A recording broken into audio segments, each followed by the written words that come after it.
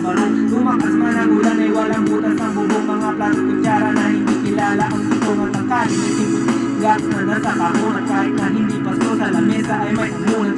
Siguro manirahan sa bahay na ganyan. Sabi pa nila ay dito mo rin matatagpuan ang tao na nagmamaya ng isang upuan. Kapag may pagkakatao ay pinag-agawan, kaya naman hindi niya pinakakawalan. Kung makikita ko lang siya ay aking sisigawan.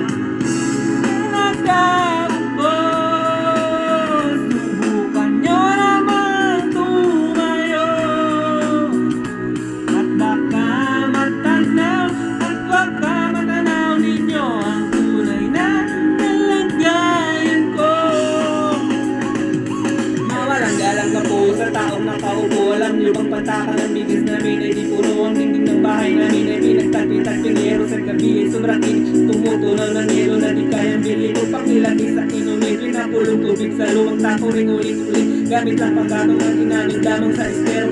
Sisibig ko siya sa umaga yaming banyo ang ating inay na may kayamanan. Isang kalyero na nagagamit kapag ang aking naman ay sumuldo. Pero kulang na kulang pa rin. Kulang na tuyo tasihin at 50 pesos sa magabay pagkakasyahin. Di ko alam kung talaga maraming araw mo mataas lang ang bako nung nagbubulag-bulagan lamang po kayo. Kahit sa dami ng pera nyo walang doktor na makakapapalinang ng mata nyo. Kaya huwag kang masyadong alaka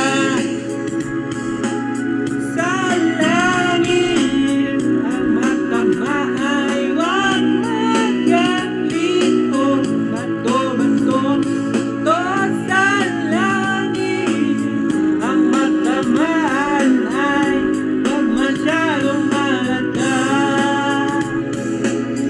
Huwag kang masyadong alaka. Parang kang lasing. Parang taka naman.